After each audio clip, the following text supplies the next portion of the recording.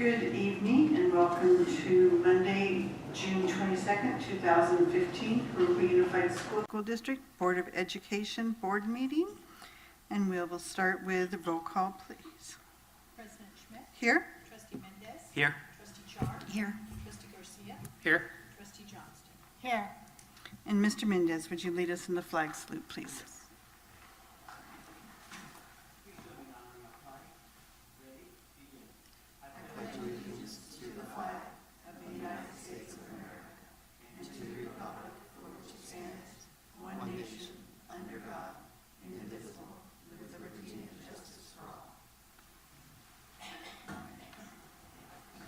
Thank you. And tonight, Mrs. Johnston will be giving our inspirational comment. Well, I searched Zig Ziglar's quotes, and this is the one I came up with. And I'm not quite sure what I was thinking about, but I think I was thinking about the testing we've done this past year, and we don't have the results yet. So I chose expect the best, prepare for the worst, capitalize on what comes. So that's my quote for today. Thank you. And we have a report out from Ms. Rausch from closed session. Thank you. I have two things to report out from closed session. The first is the board by a 5-0 vote approved to appoint Eric Jacqueline to the position of risk manager. Eric, can you stand up so we can congratulate you? The second, the board by a 5-0 vote approved to appoint Jeff Lewis to the position of Director of Centralized Support Services. Congratulations. Thank you. Thank you, and congratulations to both of you. Next, we'll move on to public verbal comments, and I haven't gotten any pink slips up here. Is there anyone that has public verbal comments for tonight? Seeing none, we'll move on to item number 2, administrative reports and written communications, and start with the Synergist Energy Program Implementation Report. Mrs. Ford. Mr. Jonathan McClure and Mr. Ricardo Solis are here this evening to provide an overview to the board of the energy savings achieved during the Synergistics Energy Management Program. As you know, that program is now coming to an end. It was a 5-year program.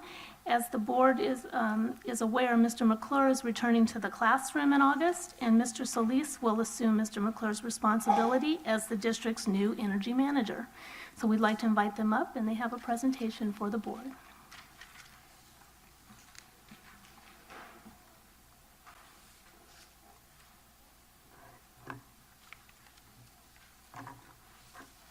Make sure I have everything in the right spot here. Well, I want to say good evening, Superintendent Duchamp, President Schmidt, Mr. Mendez, Trustee Garcia, Trustee Johnson, and Trustee Chard. Very nice to see you. It is a pleasure to be here this evening to report back to you the results of our 5 years of working with Synergistic in having an energy conservation program here in the district. So as a brief recap, I'm just going to kind of take us back to the year 2010. You may recall that JUSD entered into a partnership with Energy Education, as it was known at the time, in December of 2009. Over those years, a few things have happened. As you know, there were turbulent times in the economy and what was going on with school funding. And so it really was a priority for our district to find ways to conserve resources. In 2010, we began to implement the Energy Education Management Program, and we have continued to maintain the energy policy and the guidelines that were a big part of that program that I have been working on. And of course, you guys know that anything like this is not in any way something that one person does. We're a large organization, and we have a lot of folks that are involved in these processes. So, as we got into that, we looked at what needed to be done, and we took the energy program from Synergistic, and we began to implement it and see some results. So a couple of other things have happened during that time. In 2012 and 13, we completed with Chevron Energy Solutions a major retrofit of interior lighting, air conditioning, building automation controls, and we also added 2.7 megawatts of solar energy in the phase 1 of the Chevron projects. During that time, Energy Education changed its name and became Synergistic, probably one of the harder company names I've had to pronounce. But it's a good one, and it makes sense because it comes from the concept of having a synergy, where you have the forces working together to get good outcomes. Chevron Energy Solutions became Optera. So as you're listening to these projects, you kind of keep in mind things change, but in the same sense, we've just continued on this path to do the right thing and to try to conserve energy. We now have the Phase 2 solar projects at Nueva Vista and Mission Middle School. They've come online. And Optera is currently managing our Proposition 39 initiatives that will bring exterior LED lighting, additional air conditioning upgrades, as well as other efficiency upgrades to Jurupa with the goal of increased safety, comfort, and efficiency. So I'm very pleased to report to you that we set out with a goal to decrease energy use, and I say again, energy use, as measured against our 2009 measurement of energy use of 20%, and I'm pleased to report that we have reached that goal. In that time, we've avoided over $4.5 million in energy cost, a savings that results from the program for approximately $900,000 annually, as well as special savings resulting from utility refunds from our water vendor, JCSD. These use and subsequent cost reductions are measured independently of the savings from JOSD's other initiatives with Optera, so they are in addition to and distinct from savings that you will see reported by Optera from the solar cells. I'm going to go to the next slide here. So this is just, again, a breakout of what the expected utility costs were during that 5-year period, and then our actual expenditures, and then you see the program savings of 20%. So now I'm just going to talk briefly about the success factors that have made this program successful. First of all, it's teamwork, as I alluded to. We also have a strong emphasis on data analysis, making sure that we're measuring and managing every unit of energy to the best of our ability so that we're not unaware about where the use of energy is taking place. And of course, the training and the expertise that has been brought to us by Synergistic. And we have a couple of folks from Synergistic here tonight. We have Drew Rhodes and Karen McElrain here in the back, and they have been just with us the whole time. Drew's been one of my main data consultants and is an excellent person to work with. So you can see, of course, that the program benefits our budget, our environment. The program has been self-funding, meaning that the savings results have been enough to pay for my salary, which has been wonderful. And then, of course, the longevity of this program is as we sustain these types of initiatives, we continue to save the money year over year, and that's important for all of us. So you can see here is a simple graph that just shows the way that the savings were projected and then what we have actually accomplished year over year. So you see the savings in thousands of dollars, and we have more than exceeded our expectations in terms of what the dollar savings would be for the 5 years of the program. This chart is a simple cumulative graph that shows, you can see just very visually how the gross savings to date that we've talked about, the 20%. If you look at the gray part of the graph, you can see that that's the actual cost of implementing and maintaining a program, having a personnel in place to do this work. And you can see that that continues over the years, but if we continue to sustain these trend lines, then we'll see these kinds of savings as we get out into the next 10 years through 2020. So, of course, I need to talk a little bit about the environmental impact of this program. To some of us, that is a very near and dear thing. As we look at the news and the headlines, we understand that the reduction in energy use does bring us a great amount of benefit. We can't solve the problem ourselves, but I've always liked to say that we do what we can where we're at, and then cumulatively all together, that's how we change the world. So we've got some big savings there in terms of use reductions, and those numbers just really equate to a way that we can understand that when we use less energy, there's less of a negative environmental impact from the production of that energy.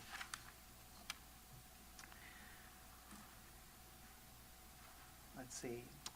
Okay, so our next piece here is to just, again, talk a little bit about, I've already said some thank yous to those of us who've been working on the program, but Dan Baldwin is here with me tonight, and he was working and we were working arm in arm right at the start of the program, and we did very well as we were getting going. In closing, I'd like to encourage all of us to remain conscious and conscientious of our energy use habits. And I'd like to thank our team of employees who work every day, often behind the scenes, to manage our buildings responsibly. I'd like to especially point out our custodians, those who are there at the beginning of the day as we've turned on the first lights and begin to get the work of the school started.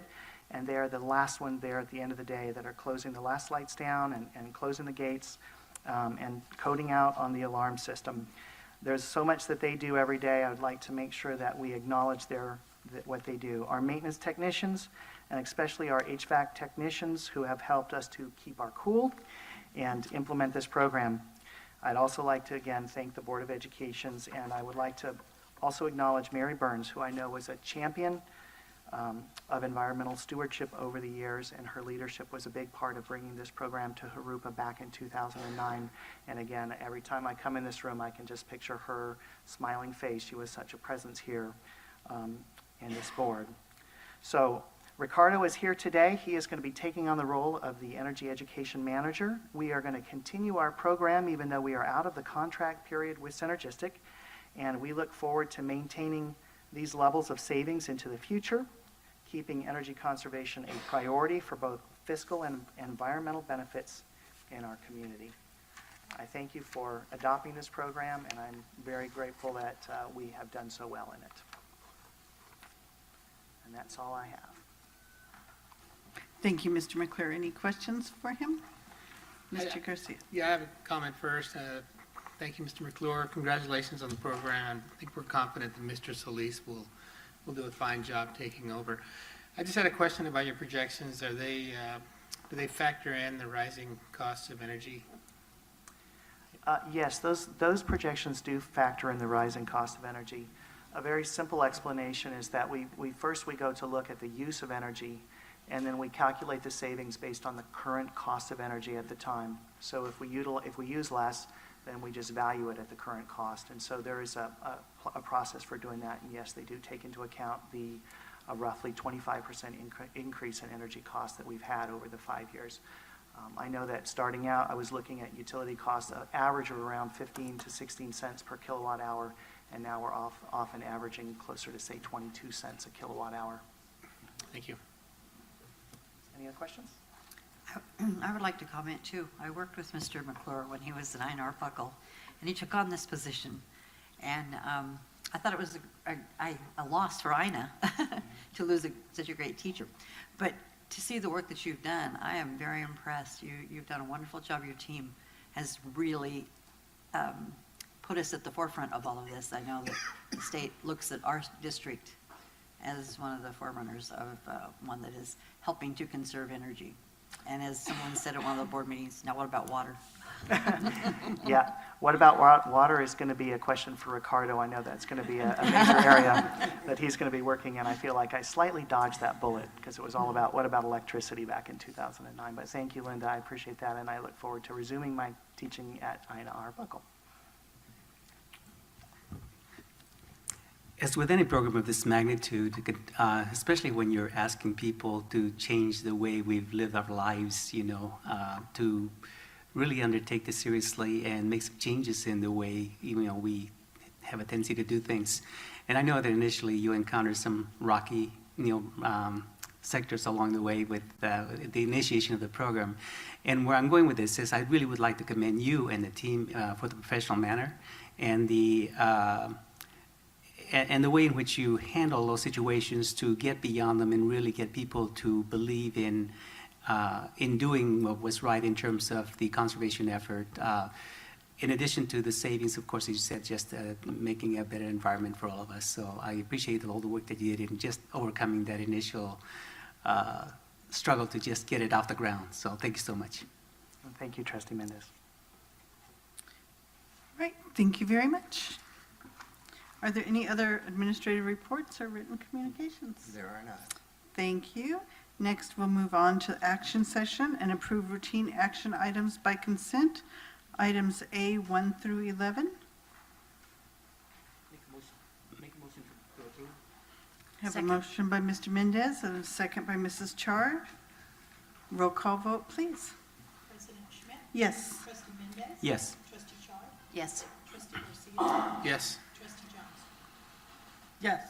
Motion passes 5-0. Item B is to review and adopt the 2015-2016 Jurupa Unified School District Local Control Accountability Plan. Ms. Marino.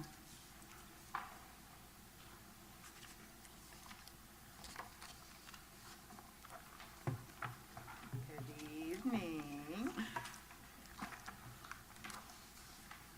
Board President Schmidt and our Good other evening. wonderful board trustees.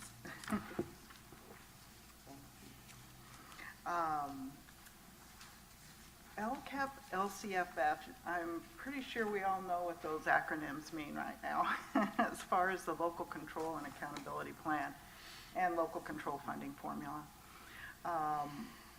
The presentation that I'm going to do is sort of a team effort with Mrs. Ford.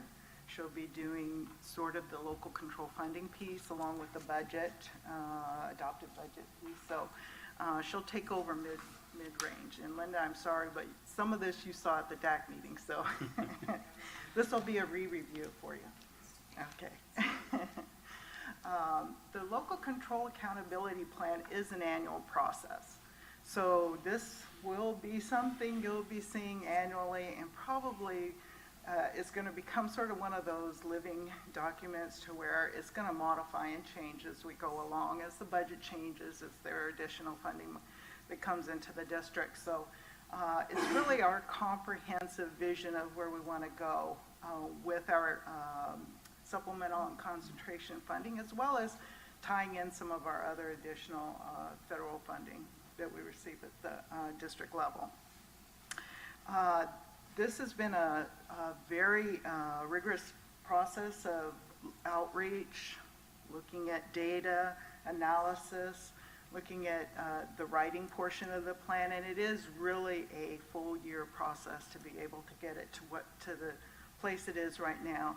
Right now, it's about a 72-page document, and which is a lot larger than it was from last year. And the reason for that is sort of a couple different reasons. The state changed the template, so the template looks very different. If you look at it, it looks different than it was in 14-15. They've combined the goals and the action services and the aligned expenditures by each goal. And in addition, they've put an annual update into the plan that goes over what we did in implementation in 14-15. So that has expanded the length of it. In addition, I included and continue to include the story piece that's Appendix A in the plan. We felt it was necessary. We felt that it sort of cited our research and told a story of where we were going within the district. So we maintained that element in the plan. The LCAP is a 3-year plan, so this coming year, 15-16 is the first year, 16-17 will be second, 17-18 will be the third year of the improvement plan. It must be aligned to the A state priorities. So you'll see reference to those priorities woven into the fabric of the plan as well. You always have to have stakeholder engagement, so you'll see a narrative on the engagement process and the types of things we did to engage the community, our unions, our staff, and our parents in the process of development of the plan. It's intended to be comprehensive in nature, so you're also going to see reference to Title I, Title II, Title III within the planning elements of local control. LCFF funding was designed to close a gap, so it's providing additional funds to support improved or increased services. So I'm going to give you a snapshot of the 72 pages. It has a lot more verbiage in here than I'm more of a picture girl. I like to have pictures. And in fact, I think Trent got on me because his had a lot of pictures and mine didn't. He didn't. So really there's a lot of narrative revolving around LCFF and local control. It's a system of accountability, so it's based on our local needs. So it's based on Jurupa needs, not Corona needs or Riverside needs, but Jurupa needs. It's measured by progress towards those goals annually, as well as explicitly linked to the district's budget, okay? In order for us to get to the point where we can make it comprehensive, we sort of had a backward map exactly what the state wanted from us, because the 8 priorities, as you read them, they're sort of more like, okay, we want this data now, here you are, you know, make a plan for it. So sort of what we did is we looked at around some very aligned focus areas that we wanted to make sure that we included in the planning process. And those focus areas were relative to ensuring that every student was receiving learning in every classroom every day. So we looked at high quality classroom instruction and curriculum, professional learning, assessment data, analysis and monitoring, safe and orderly school environment, academic and behavior interventions, parent, student, and community engagement. So all of these are either, some people call them spokes or some call them pillars for our planning process. These are the 8 priorities that must be addressed in the plan. The first priority is basic services. So it's percentages of credentialed teachers. It's about the standards aligned instructional materials and ensuring that facilities are in good repair. Priority 2 is on implementation of, it's no longer CCSS, it's CSS, it's California State Standards, but it's implementation of those standards, including how we're going to provide support services to our English learners. Priority 3 is on parent involvement and what kind of parent input we're seeking and our parent participation. Priority 4 is student achievement. So you're looking at our performance on standardized and district testing, on college and career readiness, on English proficiency of our English learners, passing rates for advanced placement, and our early assessment program. So it's a lot about those student achievement indicators. Priority 5 is student engagement. This is where we look at attendance rates, absenteeism, we look at dropout and graduation rates. Priority 6 is climate, school climate, and this is sort of where we look at suspension, expulsion. We also look at other survey data on school safety and school connectedness. Priority 7 is course access, which is about student access to all of the required areas of study. Priority 8 is other student outcomes. And these are under other indicators that you can use, and they can be something relative to what we're doing as far as ensuring that kids are reading by the time they reach 3rd grade. What we had to do from there was form some overarching goals that we were going to use within our plan. So, and you'll notice that the goals are addressed in these 3 areas in sequence relative to 15, 16, 16, 17, and 17, 18. You'll also notice that the priorities are all addressed there. So we had to ensure that all 8 priorities were addressed in some form within each. It didn't have to be specifically in each goal, but had to be across all 3 goals. So college and career readiness is our first goal. Safe and orderly inviting environment is our second. And parent, student, and community engagement is the 3rd goal. Stakeholder engagement is an important process. It's multiple stage process as well, whether it involves the forums that we did for staff and parents, or our union meetings, or our DAC and DLAC meetings, whether it was at the school site level through school site council or ELAC meetings. In addition, it might be survey data that we've got garnished, whether from healthy kids surveys or from our own personal surveys that we've administered in the district, which we have we had about 500 responses on our survey data, and we disaggregated it not only by community, staff, parents, but by foster youth, by English learners, so that we could get some additional data from those, as well as student data. Some of the engagement results, I sort of lumped them together, sort of give you an idea of what some of the larger priorities were. AVID, for students, they looked at AVID, motivational incentives, college and career, sports, clubs, tutoring, more technology, more advanced classes, and more engaging classes were some of the things that they noted in their open-ended responses. Parent community priorities revolved around ensuring kids were ready, college ready, that they had CTE career tech pathways, that they had advanced classes, summer and after school, exposure to music and art, parent involvement opportunities, smaller class sizes, technology training, and parent information on helping their children. For our staff, the responses revolved around career pathways, funding for consumables, gifted advanced programs, music, arts, physical education programs, technology training and access, updated curriculum, mental health services, increased AVID, and primary intervention.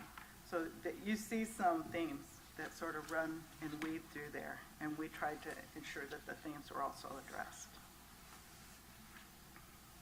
So the first of the three goals is college and career ready.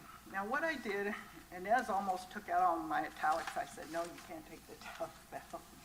What I tried to do is that if it was increased or improved services in the plan, I italicized it. I did that last year as well.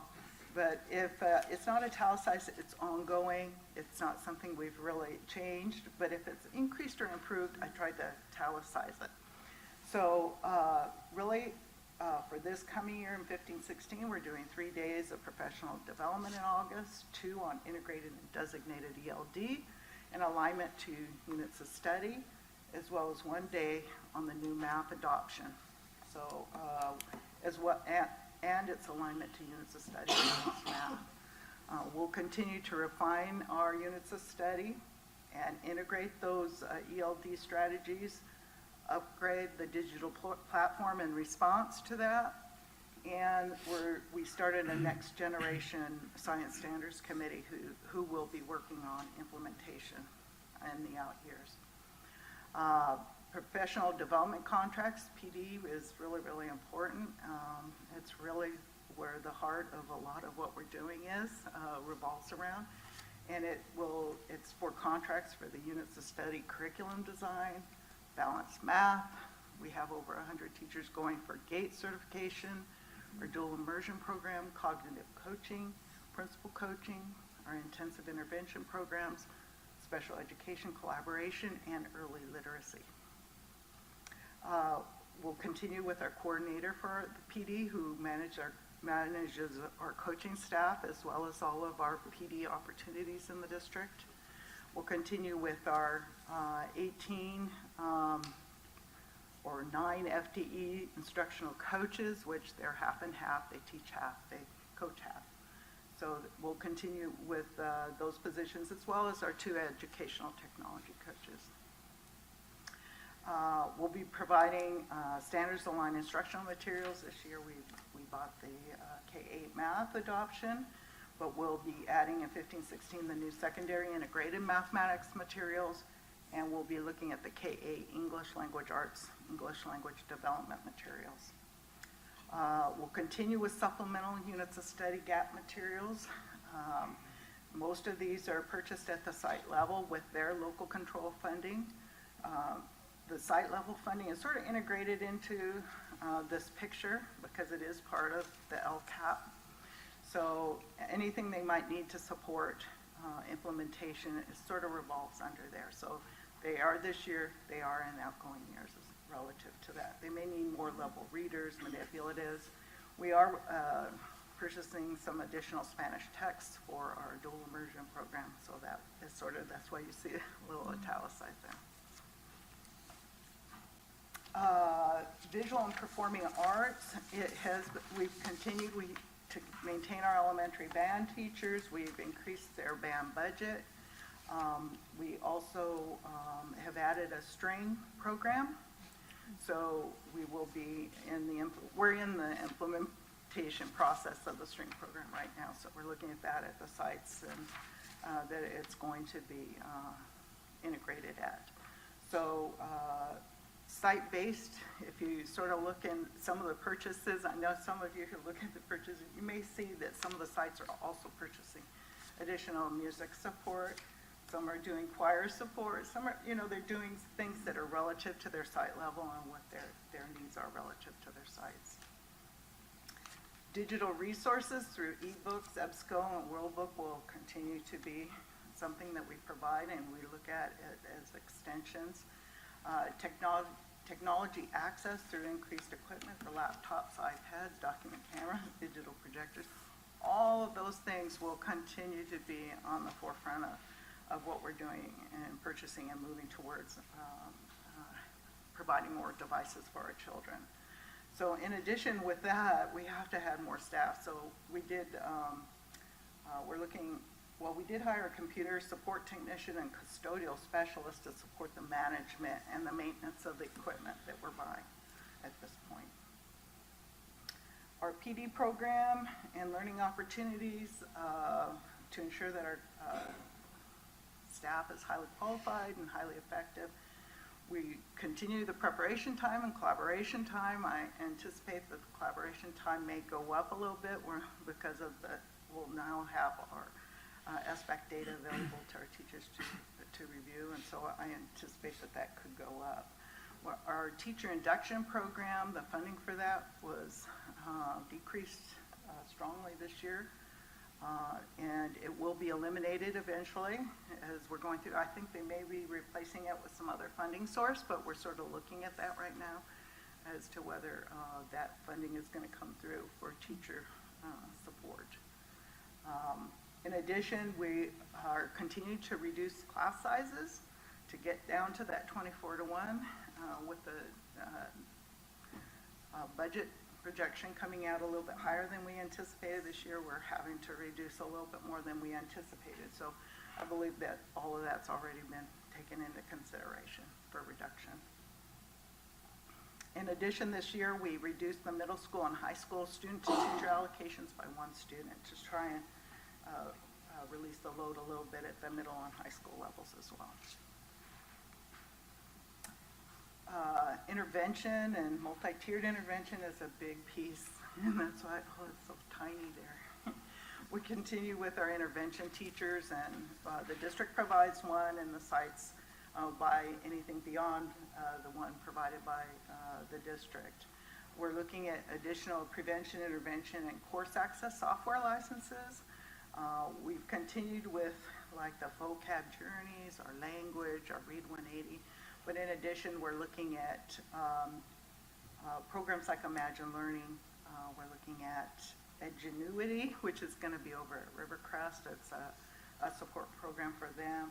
We're also looking at more cloud-based programs. So even though we have like Read 180, for instance, that has been administered within the district, we're looking at making them cloud-based so you have outside access into those programs. So there is some improvement there, even though it is a program we've used for quite a few years. Extended learning is always a piece of what we do. We have a late middle school bus runs, and we've increased credit recovery and expanded our summer school program as well, so that we have some more expansion there. Some of our sites are also doing some summer expansion, and our ACES program, our after school, has continued to do a summer program as well. Early Childhood Development Program, we've had to add some money into that program because of the increase in salaries without an increase in funding, so that's caused some impact for them. Our elementary media centers and library technicians, we're continuing to fund them. However, this year we're going to entirely cover them at the district level. In the past, the sites have been paying about 60%. We've been paying about 40% at the district level. Due to salary increases and benefit changes, some of the site budgets really got tight. And so we wanted to free them up a little bit more so they had a little bit more site level funding to support some of the site level needs. So we moved all of those to a district level funding piece to open up additional funding. We'll be doing planning for that when they get back in August. Resource specialists, our SPAs, continue to have their additional 30 minutes.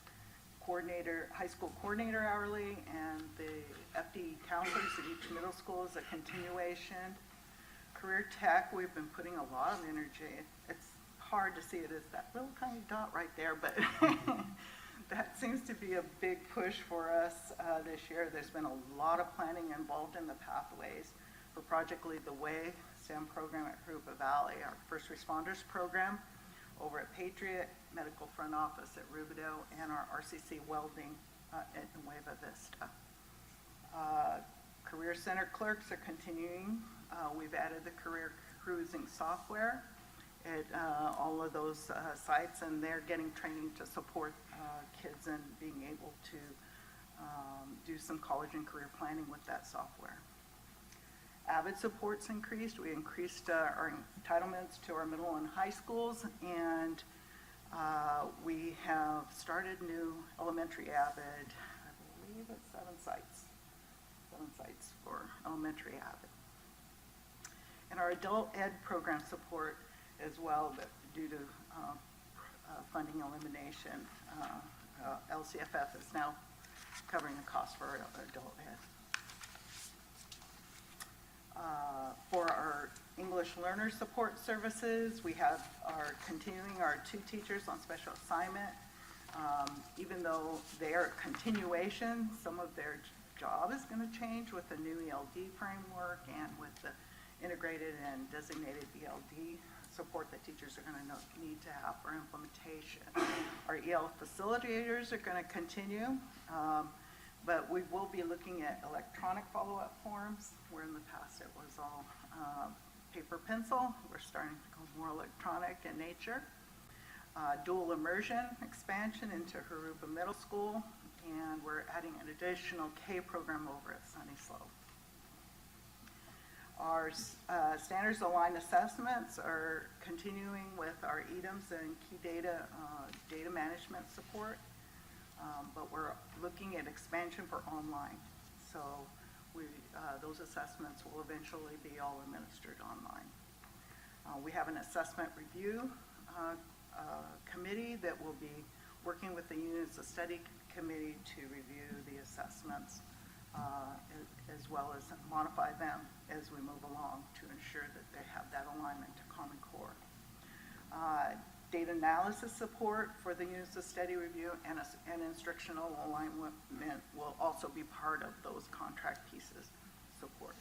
We'll be piloting an instructional walkthrough observation model, and we'll continue with some professional development support for those walkthrough pieces for administrators. 2 is safe, orderly, inviting environment. This is deferred maintenance and capital outlay. This is beyond the bond. This is continued roofing and tables and putting carpet in the classrooms and some of the things that you see come through that deferred maintenance will have to support, as well as security systems and replacement furniture and those types of things. The effective learning environments is your positive behavior intervention support. We're going to continue with that. But we're adding an element of the youth court and restorative justice to support the secondary level kids that need that additional support in that way. We're going to continue with our PBIS coaching stipends, but Elsa is going to be doing some training on Tier 2 and Tier 3 interventions, so that's your higher level intervention needs. Saturday school implementation is continuing, and we're continuing to support it. Our sports program, we've increased the site entitlements for that, as well as picked up some additional costs for helmet and shoulder pad replacements for equipment at the secondaries. Our safe school plans implementation have been here for a long time, but emergency supplies now are part of what the sites are purchasing for support. You'll see some of that come through, within purchases, as well as some coordination with the Sheriff's Department. We're doing some work with them to coordinate services that way. Mental health support services, even though we haven't increased, we have a coordinator, we're looking at contracting for some additional counseling services that are outside our in-house support services. 3 is student, parent, and community engagement. This is really where we do the customer service and welcoming environment. We're going to continue that training, we're going to expand it, and we're going to monitor it. We're looking at parent trainings, continuing with some of the trainings that we found to be effective, but we're also including some additional trainings on bullying prevention, art fairs, technology workshops, pathways to higher learning. We had our first community symposium, we're continuing with that, and ABC Kinder Music, so we're adding some other elements in that training. Shared leadership will be another continued process relative to the Pele training and the ATP, which is parent engagement leadership work for parent leaders at the site level. Our advisories will always be a part of what we do, whether it's the DAC parent piece or the DLAC with our English learners, school site advisories through school site council, our gifted and talented committees, and some of those other committees we have in support of our initiatives. We're continuing to enhance the communication, whether it's through In Touch, Parent Connect, our parent redesign of our district website, digital access to the new K-8 materials, additional web-based options, community guides, and signage. We're really looking at promoting that communication, letting the community know what we're doing and enhancing that. Our translated clerk typists, these are the clerk typists that are over and above their base entitlement. So some of the sites need additional support for translation and parent outreach, and that's part of those. Healthcare aides, that is a continuing, hasn't increased, but will continue at every site. So those are a snapshot, a quick talk through a 72-page document basically. We're going to continue with the steps that we found to be most effective, which is ensuring that all of the sites have an LCAP addendum, and you'll find that in all of their school plans. You'll find the addendum included in all of their school plans. Having a continuous feedback system, whether it's looking at stakeholder feedback, surveys, looking at priority data, our own personal review of data, and in turn, making improvement, whether it's through school plans or it's the LCAP. We'll modify as we need because it is, as we consider a living document for us. The LCAP LEAP process is design implementation as part of it as well, because the LEAP is the federal process, the LCAP is the state process. So we'll continue to do that until the federal government can come to the point that they can integrate the two plans together, but they haven't gotten there yet. So we'll continue. You'll still see LEAP modification, LCAP modification. And Ed Services, Business Services, we're close. Administrative Council, we all work together to ensure that the implementation of the LCAP is going forward, and that we're reviewing and looking at those goals and those actions and tasks. And Paula, well, do you have any questions for me? Donna? It won't come on. Your know. light won't come on. It sounds like you're really into it now, because now this is beginning of the second year, Right. so you kind of know what to look for. You mentioned the intervention piece and goal number 1, Right. and that's really a very important. I mean, they're all important, Right. but that might be the most challenging, the way I look at it. So in intervention the reason why I think about it is we're ordering all the new technology. Right. Students have to learn how to use it. Teachers have to learn how to teach with it. Right. So do you have any idea how we're doing that? And I don't expect you to know the answers to all their questions. But what I'm thinking is that by the end of this year, we should have some idea, or maybe we start troubleshooting, because we have to reach your goals at the end of the 3rd year. So how do you feel about that? Well, I think we're because it is sort of a process we look at, probably every week we're looking at it and we're discussing it. I mean, and we're having actual LCAP meetings that are specific to LCAP to look at the data. I think it's about really reviewing the data, seeing where it sits and where it lies. And then in addition, we're sort of looking at the programs we're implementing, whether it's language or Read 180 or any of those other programs that are those intensive intervention programs. Now, the strategic intervention programs are in the classroom, and that's a PD issue. And that's really where we're looking at and ensuring that the teachers are getting the professional development they need to get to kids before they hit that intensive intervention element. So we put a lot of work this year in early literacy. You know, we have a plan developed for the early literacy so that we can ensure that we are making sure kids don't even get there.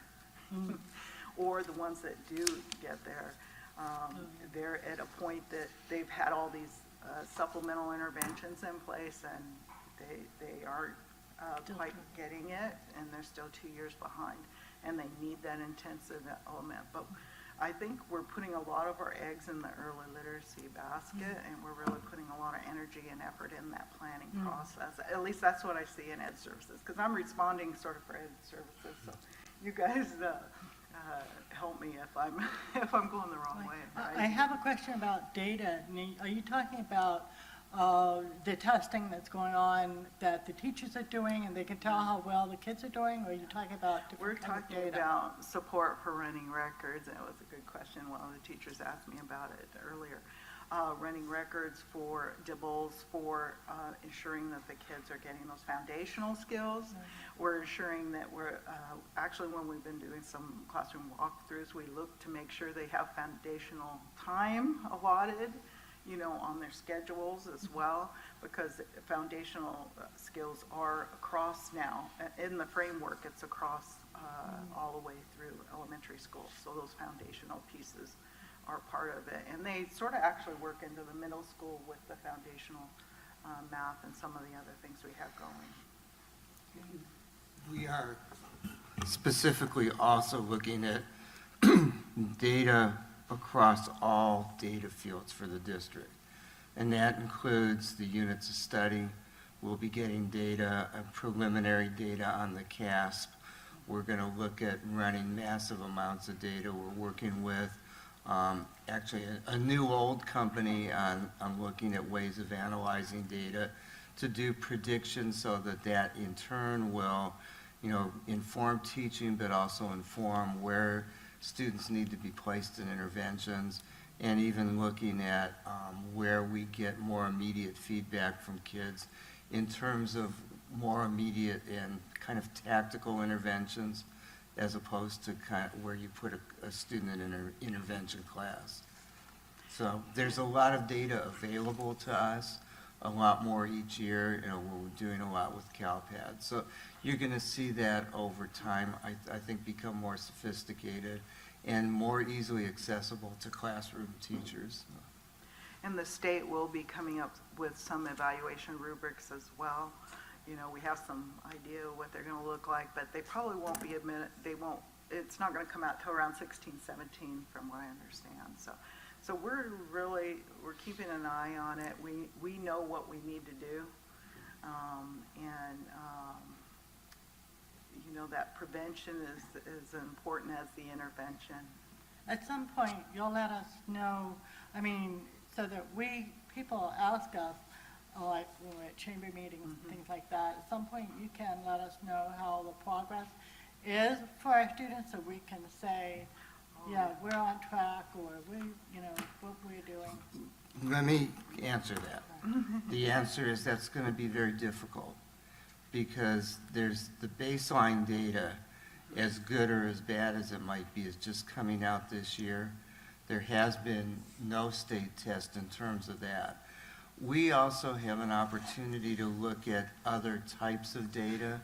For example, number of high school kids enrolled in career tech pathways, number of high school kids meeting all graduation requirements, dropout rates, graduation rates, a whole slew of data that's going to be different, and those will also be part of our LCAP.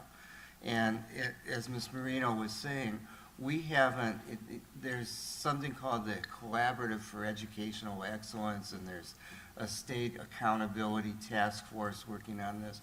We're not going to see their results and the kinds of numbers. Hopefully, we're never going to see anything that looks like an API again or an AYT. Yeah, I don't know. Even the federal government is moving away from kind of specific single points of data to measure children's progress and looking more at some other kinds of things that really look for readiness to go to career and college. So, but it's going to be a while before we have hard data. So. We have a lot of baseline data right now since we haven't had testing over the last couple years. So we're really, this is baseline data for us as far as SVAC's concerned. So even our units of study, because they're being modified now, even, you know, they've already modified them, modified some of the assessments. So it's going to give us data, but it's not going to give us that longitudinal data that maybe, you know, but it will give us data. The formative data is just as important, if not more important, than that federal SBAC data. Terry, what are the dates for the Staff Development Day in August? August? Anybody August know? 4th, 5th, and 6th? 4th, 5th, and 6th. 4th, 5th, and 6th? Mhm. Thank you. You're welcome. Linda? Mrs. Marino, I just want to say, I went to the DAC-DLAC meeting, the final one this year, and the presentation that you made tonight, you know, was the same one, but these parents were really into this. They were really listening, and I think the way this plan is set up now, and the presentations that you're doing, and the work that you go to do all this, and I know that's a lot of work, and your teams that back you on this, that give you all the information. This is something that is making it easier for the parents to understand, for the public to understand, and teachers, and I think, and myself. I'm new on the board, and when I first came on, I had no idea what this was. And you tried to explain it to me, and Paula and Mr. Deshawn, but sitting on the DAC meeting, as a liaison, it really has enlightened me as to where we're headed and what we're doing, and how much work we're putting into it, and our teachers, our staff are doing to give our students everything that they need. So I'm very impressed, and I hope everyone else is too. Thank you. Any other questions? Yeah, I just wanted to thank you, Ms. Moreno. After looking at the 72-page draft, it was nice to have that cover page. It's good if you work backwards in it. Mhm. You know, if you sort of read the narrative, then you go to the annual update, because that sort of frames, well, what did we do? And then what did we say we were going to do, and where are we going? So it gives you that, and then you go to the 15, 16 work. So it's a good process. It was a good, you know, to build. It was much easier than it was the year before. Yeah, nice summary. I mean, I think this is a real good in-between the cover page and the 72-page. This is nice. Okay, Thank you. And all of these materials are online for the community if they want, so this PowerPoint is as well. Thank you. And now we have a recommendation before us to adopt the 2015-2016 Yeah, let's, I think so. Do we do that? JUSD Local Control Accountability Plan. Thank you, Sharon. So do I have a motion? I'll move Second. to approve. A motion by Mrs. Johnston, a second by Mrs. Chard. Roll call vote, please. President Schmidt? Yes. Trustee Mendez? Yes. Trustee Char? Yes. Trustee Garcia? Yes. Trustee Johnston? Yes, Motion passes 5-0. Item C is to consider the 2015-2016 financial planning matters, and Mrs. Ford will take that, and it continues in your little booklet that you've got. Good evening, thank you. I don't know how well I'm going to follow Ms. Marino there, but I'll give it my best. So, in 2013-14 was a transition year, as you know, for the new formula funding, the new LCFF, and our new model. And in 14-15, we had the first full year that we actually received that we had an LCAP, first of all, and that we actually received the local control funding formula in the way that it was intended to be received. So the 2015-16 proposed budget, you will see that it aligns with the LCAP goals, and it reflects the expenditures as outlined in the LCAP that Ms. Marino just went over this evening. And then as a refresher, LCFF is comprised of 3 types of funding, and that's what this slide is discussing here. And that funding is often referred to as grants. Every district receives a per pupil base grant, and each district, once they're fully funded at 2020-21, will receive the same amount of funding of a base grant per pupil for grade spans. So they would receive the same amount for a TK through 3rd grade student. They would receive the same amount for a 4 through 6, for a 7-8, and for a 9-12. In addition, districts who serve students who are low-income English learners or foster youth will also receive an additional supplemental fund or a supplemental grant. And then districts that are district-wide or 55% or greater number of low-income English learners or foster youth would then also receive what's called a concentration grant. So our district is actually at 80.04% with unduplicated count, and that means that you can only count a child once in any of those 3 categories. And we are at the 80.04%, which means we do receive all 3 levels of funding. So we receive the base grant, the supplemental, and the concentration. Okay. So turning to the May revise, the governor proposes adding $6.1 billion to the 2015-16 LCFF growth. And what that means is that the gap closure rate went from the governor's January proposal that I brought to you back in February, from 32.19% to 53.08%. However, as of Friday, and that's why I have that in red, it's 51.5%. So there was a little bit of an adjustment. The COLA dropped slightly to 1.02% from what it was at the January proposed. And the combination of the recovering California economy and the Prop 39 taxes has driven the 2014-15 increase in the state revenues and the growth in our Prop 98, which is why you're seeing such a large percentage in the gap closure. Additionally, there's one-time funding, and that one-time funding increased from what was proposed in January of $180 per ADA to $601 per ADA, but as of Friday, we're down to $516 approximately per ADA. So at this time, we don't have an exact figure on that. Okay. As you can see, with the proposed 2015-16 LCFF funding, the state's making rapid progress, much quicker pace than they anticipated that they would make toward full implementation of LCFF. And if you look, you can see that between 2015-16 and, actually, I'm sorry, between 2017-18, 2018-19, that is where we are actually at for 15-16 and what's being proposed. So we're about 2 years ahead of the progress that was anticipated. So that's good, very good news for K-12 education. So we're excited about that. Let me go back. For what that means for Jurupa is that if you look at the next chart, you'll notice that we are looking at $170 million from LCFF funds in 15-16, which is again that 53.08. So it is it's a slight decrease from that right now with the 51.5 that's proposed. But again, we are closing that gap to our full implementation funding of $196 million. And you can also notice that quite a bit of that funding is supplemental concentration.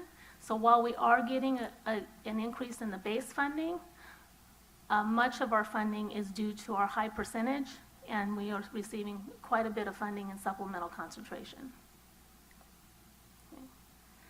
So if we now turn to the MYP, the multi-year projection, and we look specifically at 15-16, you'll see that our unrestricted revenues are $175.3 million. We have restricted revenues of 24.6, with 20.9 million, you see that in red, under the unrestricted column, that are contributions from the unrestricted to the restricted side of the budget for special education and for the required routine restricted maintenance account.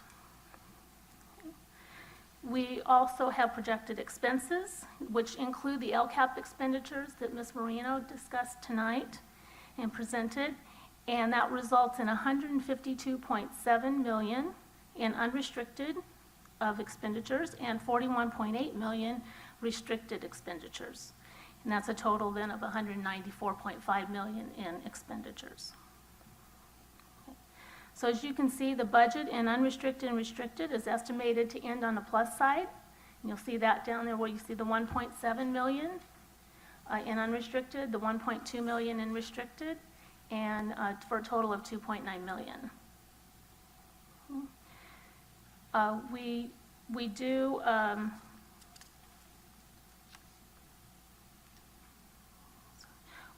at this time in the budget, you'll notice that we do not have the ADA for the 516, the estimated $516 per ADA for the one-time funding.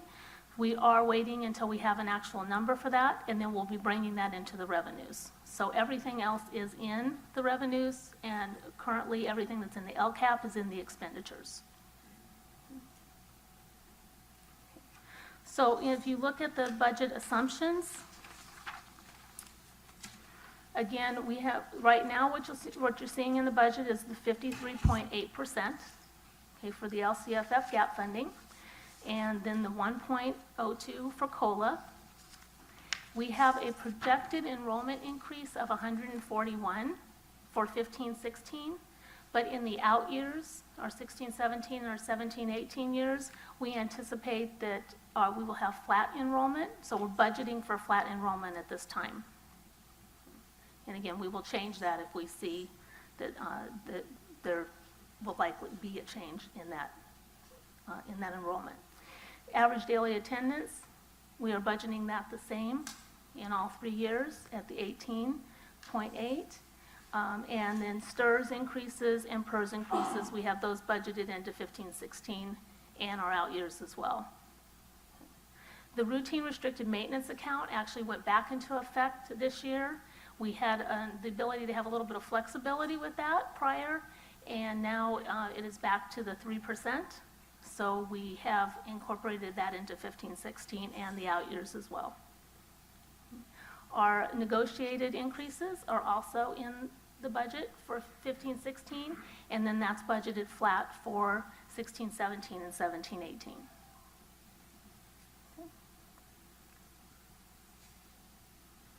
Looking at the ending fund balance, I just want to go over a few of the components of that.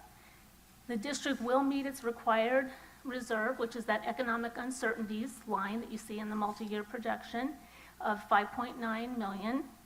And then in addition, the district has assigned LCFF reserve, which, because we are a district that has high supplemental concentration funds, we have the most volatility in the event that they do not fund fully. So we have set aside an additional reserve for LCFF, in case that does happen. We also have LCAP reserves. Because we received the additional funding so late, and because Ms. Marino and the Education Services team had gone through the process with stakeholders to identify those expenditures, there wasn't time to make the changes in the expenditures and go back to stakeholders. So therefore, we have reserved that, and we will need to make sure that we use that, because that will be a requirement to, because of the increased gap funding, it will be a requirement for us to use that to meet our minimum proportionality requirement under LCFF regulations. Okay, so we have $6.8 million that we have budgeted for LCAP expenditures. I just want to reinforce one comment here. When Ms. Ford talks about minimum proportionality, that means the money's coming out of the supplemental and concentration funds, and it must be targeted for low and moderate income students, ELs, and foster youth. So, we need to be very deliberate in terms of how and where those monies are spent, and they need to relate kind of to your earlier questions, Mrs. Johnston, in terms of targeted goals and how we're going to measure the progress, but it needs to be specifically related to improvements for those students. Thank you. Okay. So currently, the legislature has sent the budget bills to the governor. We anticipate the gap funding is going to stay at the 51.5, so we'll be making that adjustment. And then we'll continue to monitor any changes that once the budget is actually passed, and we will make those changes and be able to provide those to the board so that they're aware of what those are. And if you have any questions, we'd be happy to take those for myself or Ms. Marino. Any questions? I do have a question, Mrs. Ford, and kind of the point that Mr. Duchamp just made, I think, about the assigned LCFF reserve. Now, as far as the non-reserve money, the LCFF money, if we're above a certain percentage of students, then we can use all those funds for all students, right? Right, yes. But the reserve has to be kind of in place just for those particular groups? Let me take a stab at that, because that's a more complicated question. Because we can use it for all students, doesn't mean it doesn't have to be targeted for those specific goals. In other words, we couldn't go out and buy, I don't know, I can't think of something that we would, it has to be specifically to close the achievement gap for low and moderate income, ELs, so that it may be across the board. Like, for example, we might provide a specific training in terms of strategies for students that aren't meeting achievement goals. We might do certain staff development days. Those are ones where we can do for everybody in the district. We might, some of our building improvements, our technology could be across the board, but they still have to be specific strategies for the students that are identified, the three types of students, foster youth. And I mean, it sounds like we're typecasting students, but the law is very specific. It's foster youth, low and moderate income is defined as being free and reduced lunch, and then students who are English language learners. Okay, and just another quick question. 32% to 53 seems pretty significant to close the gap. And any indication, maybe from the legislature or the governor, that they'll recalculate the full funding of LCFF based on that? If, There's discussion about that now. Right now, the only thing that that is in the regulations is to basically at full funding is for COLA, or if there's a change in the Prop 98.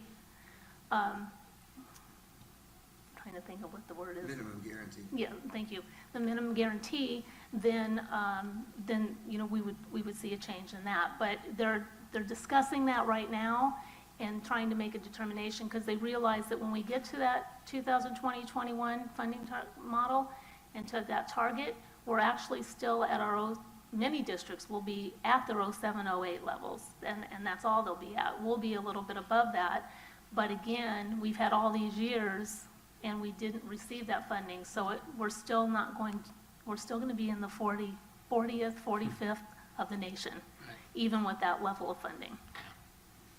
Okay, something I guess we just keep an eye on. Thank you. Yep. Thank you. Any other questions? Thank you. So at this time, administration recommends the board adopt the 2015-16 general fund budget as it's been presented. I so move. Motion by Ms. Chard, second by Ms. Johnston. Roll call vote, please. President Schmidt? Yes. Trustee Mendez? Yes. Trustee Chard? Yes. Trustee Garcia? Yes. Trustee Johnson? Yes. Motion passes 5-0. Then we have item B2, or C2, review and adopt the 2015-2016 budgets for special funds. In addition to the general fund budget that we just reviewed, the district operates 11 other funds. The budgets and their summary review, which is required by the state, are included in backup materials. Administration recommends the board adopt the 2015-16 special funds budgets. Move for approval. Second. Have a motion by Ms. Mendez, second by Ms. Johnston. Questions or comments? Roll call vote, please. President Schmidt? Yes. Trustee Mendez? Yes. Trustee Char? Yes. Trustee Garcia? Yes. Trustee Johnston? Yes. Motion passes 5-0. Item D, authorization to solicit bids for the infrastructure upgrade at Jurupa Middle School. Mrs. Ford. Administration is requesting approval to solicit bids to upgrade network infrastructure at Jurupa Middle School. The upgrade encompasses the extension of the fiber optic network that is already existing to include 2 new portables that will be installed for the 15-16 school year. Staff estimates the cost of the project to be around $50,000. The upgrades will be funded through the Capital Facilities Fund. Administration recommends the board authorize staff to solicit bids for infrastructure upgrade at Jurupa Middle School. I move to approve to authorize staff to solicit the bids. I second. Motion by Ms. Johnston, second by Ms. Chard. Any questions or comments? Roll call vote, please. President Schmidt? Yes. Trustee Mendez? Yes. Trustee Char? Yes. Trustee Garcia? Yes. Trustee Johnston? Yes. Motion passes 5-0. Item E is award of bid number 14-15-12 MO, Nueva Vista Welding Lab Equipment. Mrs. Ford. On June 16th, staff received and opened submitted bids for the Nueva Vista Welding Lab equipment. One bid packet was received from Airgas for a cost of $215,209.25. The equipment will be funded through Measure EE, and ongoing cost of supplies will be funded through LCFF. Administration recommends the board award bid number 14-15-12 MO, Nueva Vista Welding Equipment to Airgas in the amount of $215,209.25. Move to approve. A second. Motion by Ms. Johnston, second by Ms. Chard. Questions or comments? Roll call vote, please. President Schmidt? Yes. Trustee Mendez? Yes. Trustee Char? Yes. Trustee Garcia? Yes. Trustee Johnston? Yes. Motion passes 5-0. Item F, award contract for the project management services. Mrs. Ford. On April 6th, the board approved network infrastructure upgrades at Sky, Peralta, Stone, Camino, Indian Hills Elementary Schools, as well as Nueva Vista and the Learning Center. As part of the project, administration is requesting approval to contract with ITS, or Information Technology Solutions. They will provide project management services, and that includes the oversight of the quality of the project and the fiscal aspect of the project to ensure that, we stay within budget and that we don't have cost overruns. The cost of the management services is $203,540, which will be funded through special reserve capital outlay. Administration recommends the board award a contract to Information Technology Solutions in the amount of $203,540. I move to approve to award the contract to this vendor, Information Technology Solutions LLC. Second. Have a motion by Ms. Johnston, a second by Mr. Mendez. Questions or comments? Roll call vote, please. President Schmidt? Yes. Trustee Mendez? Yes. Trustee Char? Yes. Trustee Garcia? Yes. Trustee Johnston? Yes.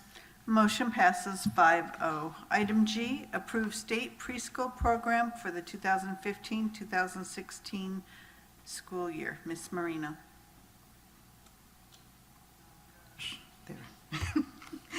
The state preschool program contract will authorize Jurupa Unified to provide a part-day educational child development program for 168 pre-kindergarten children at Mission Bell, Rustic Lane, Sunny Slope, and Van Buren.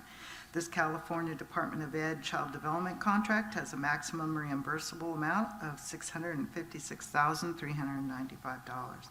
A copy of the contract documentation is included in the supporting documents.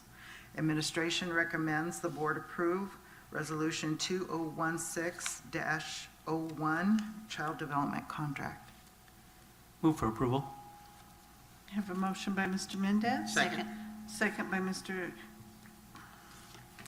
Garcia. Roll call, any questions or comments? Roll call vote, please. President Schmidt. Yes. Trustee Mendez. Yes. Trustee Char. Yes. Trustee Garcia. Yes. Trustee Johnson. Yes. Motion passes 5-0. Item H, approve waiver request for Casey State graduation requirements. Mr. Trujillo. Move to approve waiver request for Casey State graduation requirements is listed on the agenda. Second. Motion by Mr. Mendez, second by Mrs. Chard. Any questions or comments? Roll call vote, please. President Schmidt. Yes. Trustee Mendez. Yes. Trustee Char. Yes. Trustee Garcia. Yes. Trustee Johnson. Yes. Motion passes 5-0. Item I, approve Career Technology Education Advisory Committee. Mr. Trujillo. Each year, the district is required to submit the Career Technical Education Advisory Committee membership to the Board of Education for approval. The list of committee members must include a member of the general public knowledgeable about the disadvantaged, a parent, student, district teachers and administrators, a business representative from the industrial areas. The district has a program and a representative from the field office of the Employment Development Department. The committee list is included in the backup materials. Please select item title to view associated backup materials. The administration is recommending that the board approve the Career Technical Education Advisory Committee for the 2015-16 Move for approval. school year. Second? Second. Oh, Have a motion by Mr. Garcia, second by Mr. Mendez. Questions or comments? Roll call vote, please. President Schmidt. Yes. Trustee Mendez. Yes. Trustee Char. Yes. Trustee Garcia. Yes. Trustee Johnson. yes. Motion passes 5-0. Item J, review and approve the revisions to Local Education Agency Plan, LEAP addendum. Ms. Marino. In response to Title III LEP funding requirements, districts must update their LEAP Goal 2 annually, outlining Title III supplemental key actions along with a budget outline. This current revision of the LEAP addendum includes a response to changes made relative to 1, 2, 3 requirements and local control fund formula LCAP modifications. The updated document is included in the backup materials with any changes reflected in red and includes a budget template for Title III estimated costs for the 2015-16 school year. Please, administration recommends the board approve the revisions of the local educational agency plan addendum. Move for approval. Second. Motion by Mr. Mendez, a second by Mr. Garcia. Questions or comments? Roll call vote, please. President Schmidt. Yes. Trustee Mendez. Yes. Trustee Char. Yes. Trustee Garcia. Yes. Trustee Johnson. Yes. Motion passes 5-0. Item K, review and approve the 2015-2016 single plans for student achievement, the SPSA, with integrated local control accountability plan, LCAP addendums. Ms. Marino. All of our schools receive state and federal funding and consolidate their planning and funding in their single plans for student achievement, or their SIPSAs. These plans must address the needs of all students as well as those who are educationally disadvantaged, English learner, and special education student supports through review of student achievement and analysis of site needs. In addition, with local control, we have required them to integrate a 2-year addendum as part of their planning to address increased and improved student services.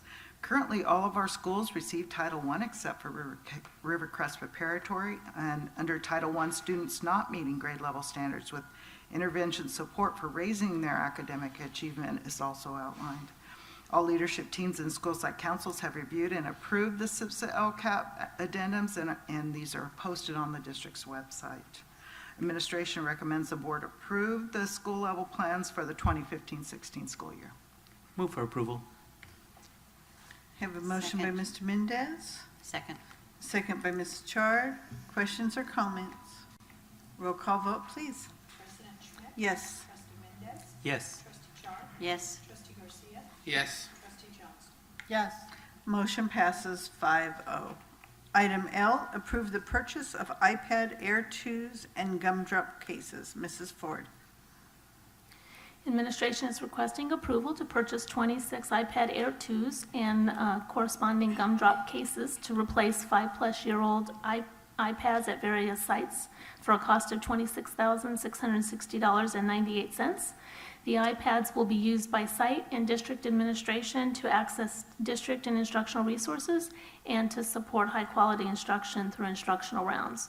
The iPads will be funded with the K-12 Microsoft voucher funds, and the cases will be funded with LCFF supplemental and concentration funds. Administration recommends the board approve the purchase of the 26 iPad Air 2s and gumdrop cases in the amount of $26,660.98. Move to approve. Second. Motion by Ms. Chard, second by Ms. Johnston. Questions or comments? Roll call vote, please. President Schmidt? Yes. Trustee Mendez? Yes. Trustee Char? Yes. Trustee Garcia? Yes. Trustee Johnston? Yes. Motion passes 5-0. Item M, approve purchase of laptops and related equipment for Pacific Avenue Elementary School. Mrs. Ford. Move to approve. Motion by Ms. Chard, a second by Ms. Johnston. Questions or comments? Roll call vote, please. President Schmidt? Yes. Trustee Mendez? Yes. Trustee Char? Yes. Trustee Garcia? Yes. Trustee Johnston? Yes. Motion passes 5-0. Item N, approve purchase of laptops, mobile carts, and wireless access points for Miraloma Middle School.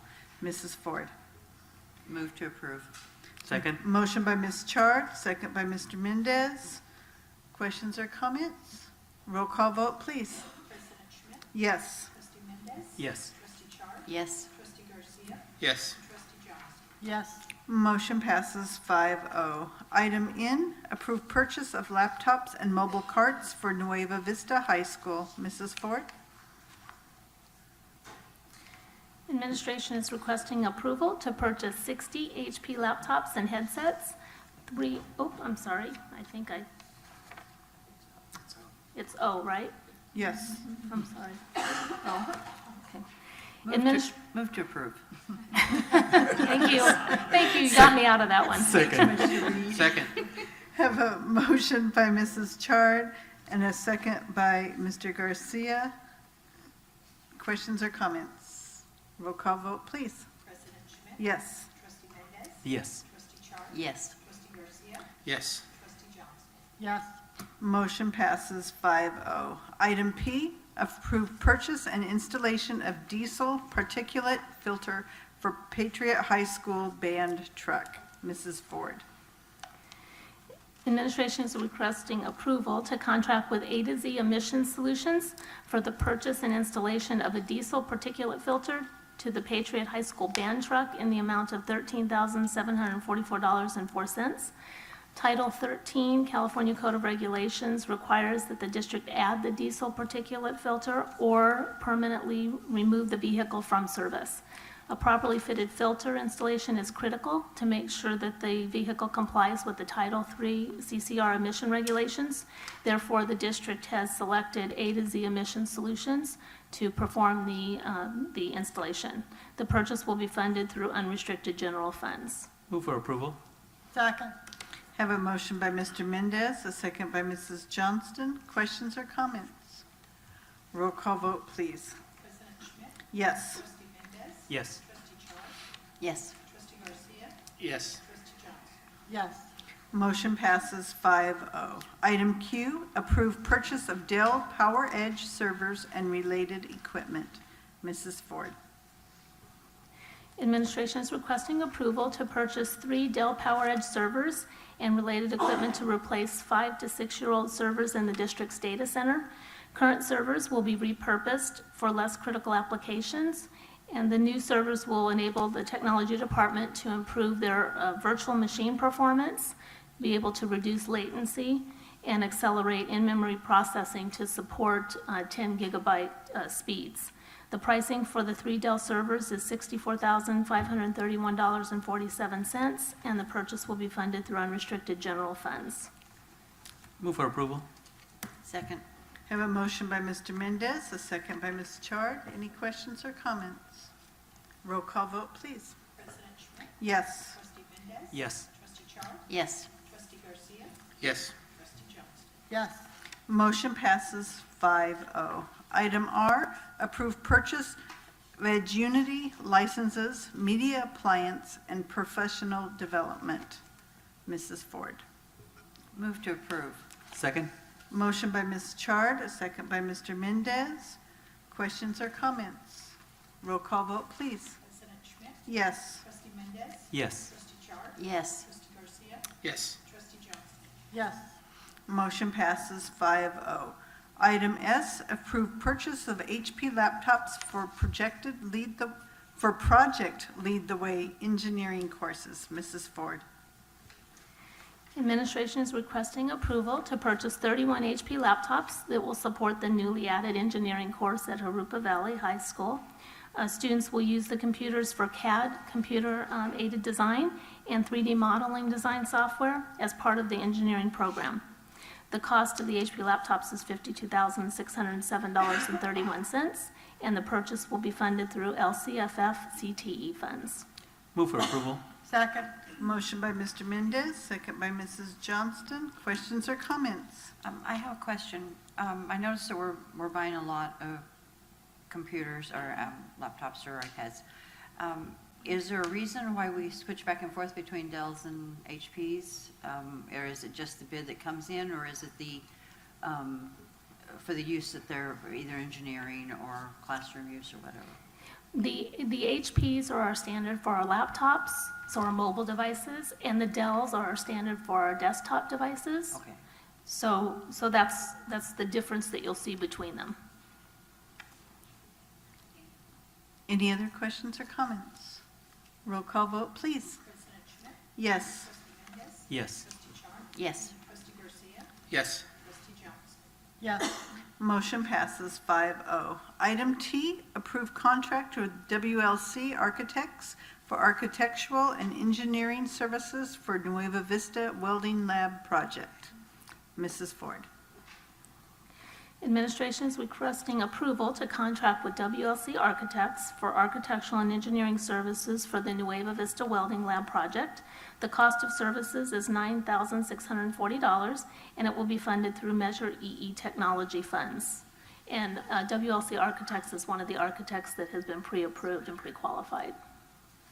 Move for approval. Second. Motion by Mr. Mendez, second by Mrs. Johnston. Questions or comments? I have a question on this one. Because it's not in excess of 12,000, is there some hidden price there, or is it, or why do we need to bring this one before the board? That's a good question. I'll ask Mr. Hanson. He conveniently went on vacation, right? He is. Okay. He may not have known at the time that it was going to be under the 96, or it was going to be under the 12,000. Okay, that could be, okay. Thank you, Mrs. Ford. Thank you. We have a motion and a second. Roll call vote, please. President Schmidt. Yes. Trustee Mendez. Yes. Trustee Char. Yes. Trustee Garcia. Yes. Trustee Johnson. Yes. Motion passes 5-0.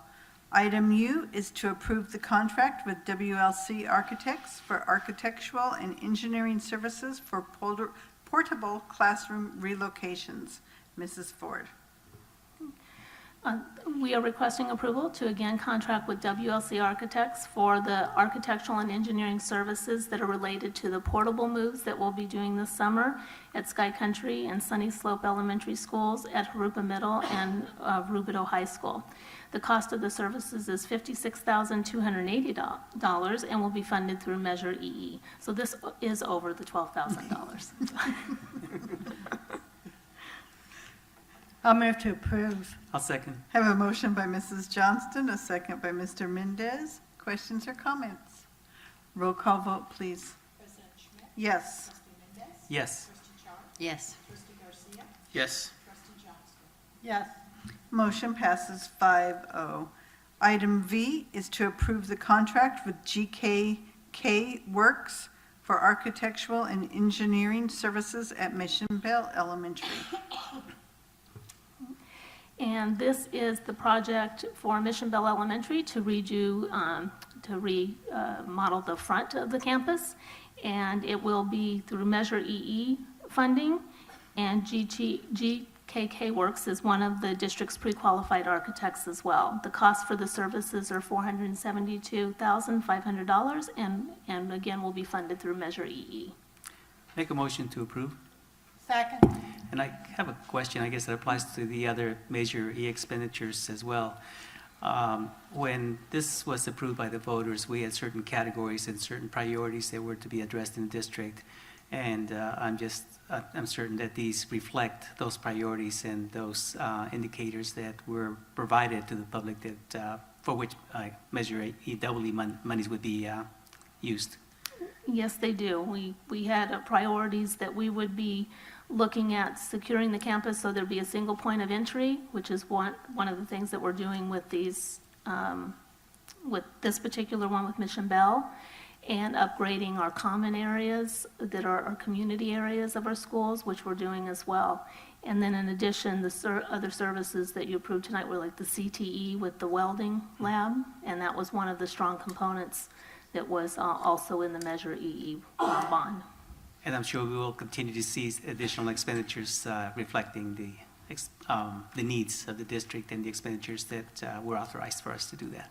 Absolutely. And I would imagine that at some point we would receive a reporting in terms of maybe an annual basis, or I don't know how often we would receive a reporting in terms of giving the board an overview of what has been authorized and what has been purchased and how the money has been spent over time. There will be an audit that is provided so that the board will be able to see exactly how the funds were spent, and it will account for every dollar of the Measure EE funds. Will this also be publicized, I would imagine, on the website for the public to be able to access as well? Yes, I think Mr. Hansen is actually working on that right now and has a page started on, and that's part of our process with bringing forward a new public-facing page, and that's a key component that will be available as the Measure EE ongoing projects. Thank you. Thank you. Let me get this in first. We have a motion by Mr. Mendez and a second by Ms. Johnston for item V. Mrs. Johnston. On the engineering services, does that include, is that just drawing, or is that also groundwork? It is just the, I don't want to say it's just the drawing, it's all the design work. So it's all the elements, including, looking at how the utilities need to come in, what changes have to be done on that. So it's a combination of the architects and their engineers that are making sure the electrical system is designed, the data infrastructure is designed, all components of the building. And I have another question about it is, that's a large amount of money for this one vendor, if you want to call him a vendor. How do we pay that out? Do we pay that out in stages? Yes, it's as the project's completed, so it is in stages. So you will see that on the purchase order report that comes through, and we do continue to pay as the project progresses. Okay, and the other question I have is, when you get to the actual construction and you have these designs, do they work with the, what if there needs to be some changes? Sometimes the plan and the construction can't meet exactly, so, is there any kind of working situation? They're actually bringing the construction team in at the very beginning of the plans so that the construction team can be looking at the plans at the same time, and that will help mitigate, any type of issues that we would have, a redesign that would be needed once the construction firm sees it. So they're working side by side. If there's any additional design changes, would this amount cover any design adjustments and approvals? Right now, this amount should cover the project, and we anticipate that along the way, there will be back and forth in design changes. So this is really kind of an up-to amount that they're providing here. And one more question. Mm-hmm. If there is a design change or so, does that have to go to the state before it's completed? Or is it, Ideally, we don't submit to the state until we have those finalized designs. But the state can always come back, and once we submit a design, they can come back and require more, or we could require something else. Unfortunately, they don't always let us know upfront right. exactly what they require. If there's any changes after the fact, after construction is started, then that could be quite a bit of delay in order to get an okay approval for any changes. Not that that will happen, but it could, you know. It could be a delay. The amount of the delay would obviously depend on what type of change it is, but there could be a delay if there were changes. But our goal is to not have a lot of those changes because we don't want to bring those to the board either. So we want to make sure that the project is coming in within budget. Thank you. I have a question. Has GKK Works worked with us before on any of our other schools? They haven't. They were one of the architects that came highly recommended. They've done quite a lot of other projects for school districts and even school districts in this area. So they came highly recommended. The references were excellent, and we're anticipating that we're going to have a great project with them. And the ones we use they have to be approved by the state, right? Do they go through state licensing? They have or to have all their authorization? licensing, Right, absolutely. okay. Thank you. Any other questions or comments? Roll call vote, please. President Schmidt? Yes. Trustee Mendez? Yes. Trustee Char? Yes. Trustee Garcia? Yes. Trustee Johnston? Yes, Motion passes 5-0. Item W, adopt resolution number 2015-73, authorize the expenditures of the Education Protection Account, EPA, entitlement for 2015-2016. Mrs. Ford? Move for approval. Second. Have a motion by Mr. Mendez, a second by Ms. Chard. Any questions or comments? Roll call vote, please. President Schmidt? Yes. Trustee Mendez? Yes. Trustee Char? Yes. Trustee Garcia? Yes. Trustee Johnston? yes, Motion passes 5-0.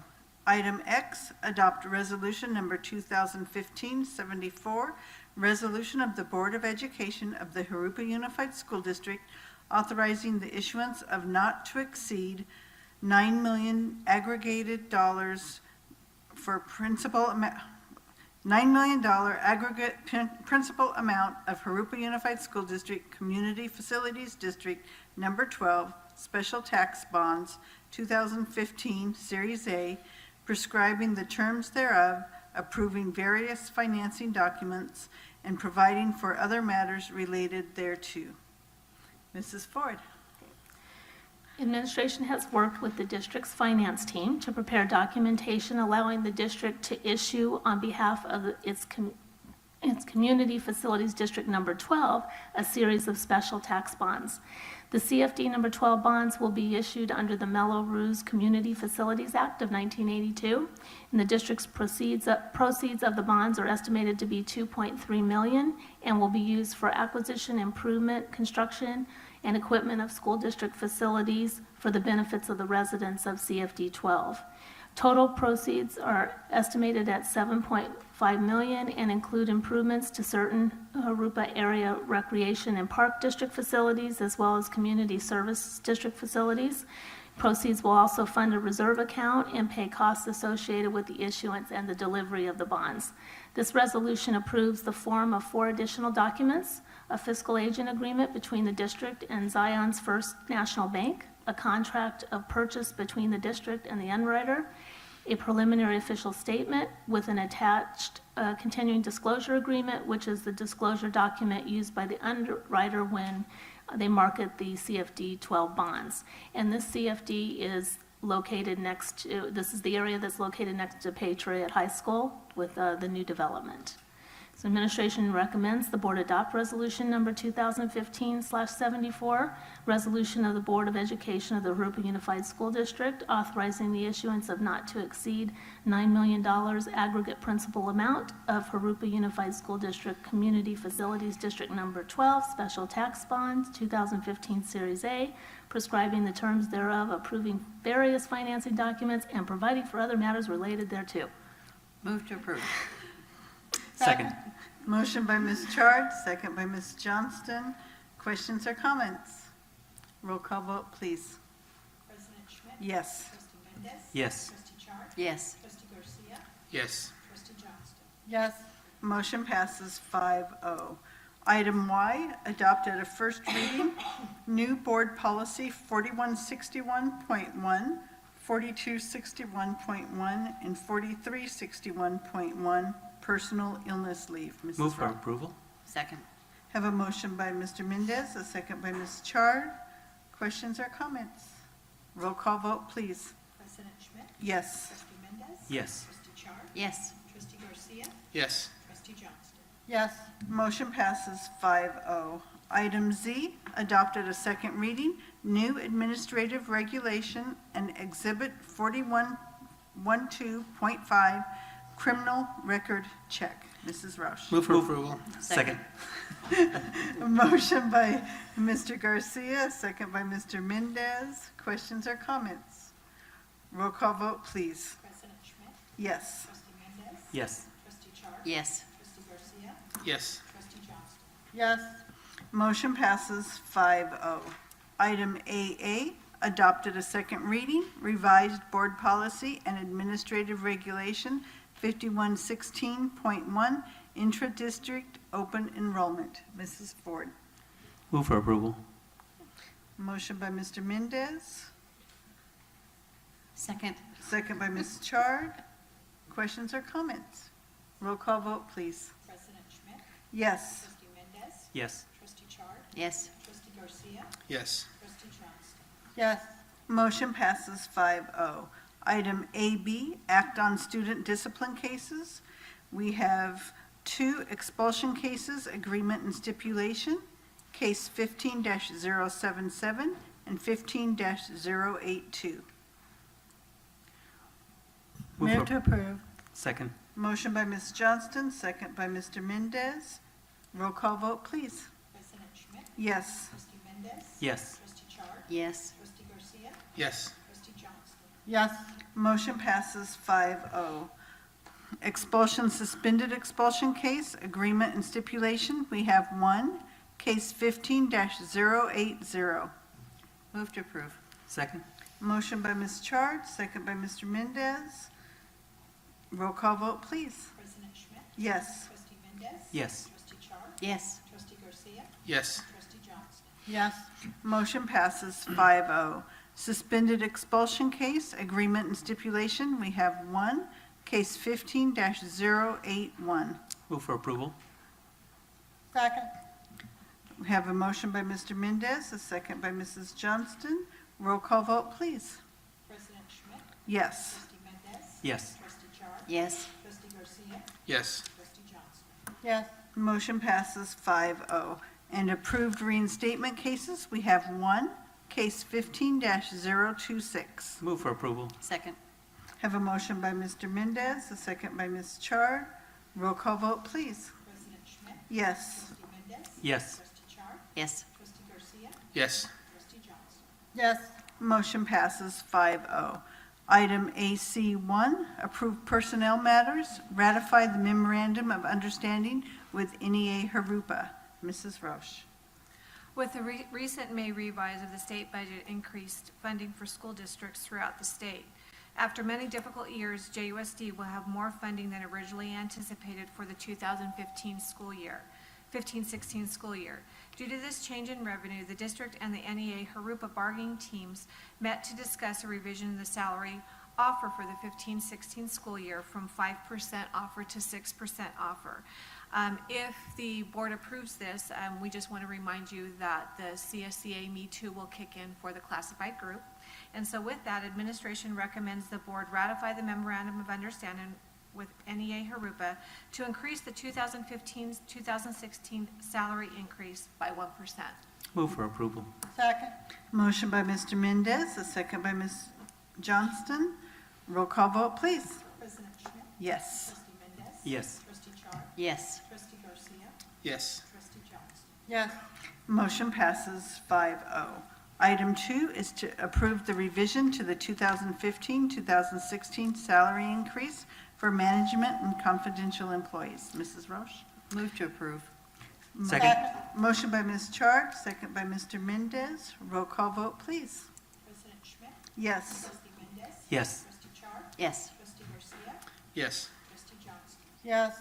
Motion passes 5-0. Item AD, board member comments and committee reports. We'll start with Ms. Johnston.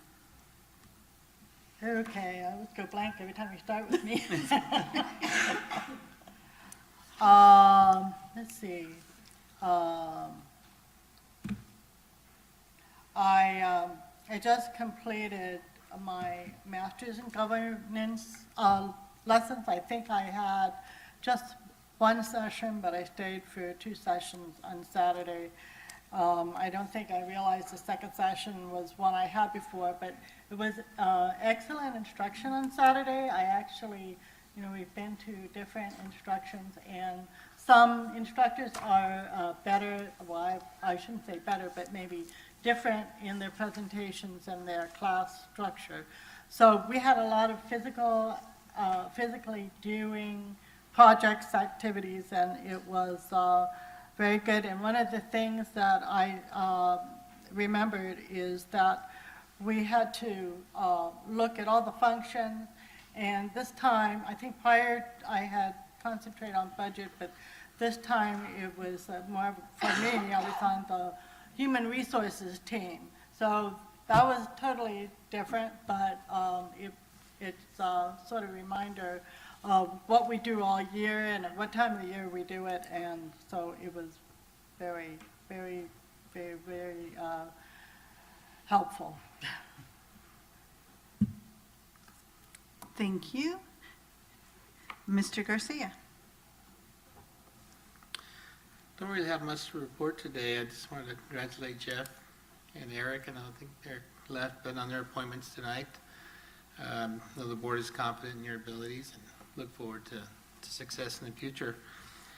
And I too completed the Master's in Governance with Trustee Johnston this past Saturday, and it's 5 long months worth of, once a day for 5 months. Mr. Deshawn also went through it with us, and we learned a lot, and hopefully it'll make us better board members.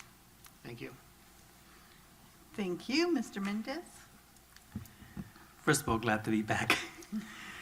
Secondly, congratulations to both of you for completion of the program. It's really fabulous that our board is going through this professional development and training. It really helps us, I think, better to do our job and understand the roles, and definitely helps to serve our students and our community better. It's also rewarding to see that we finally have the opportunity to provide raises for our employees, to enhance our facilities, to put materials in the classrooms, technology, things that we've been needing for so long after all the cutbacks that we had over the last several years.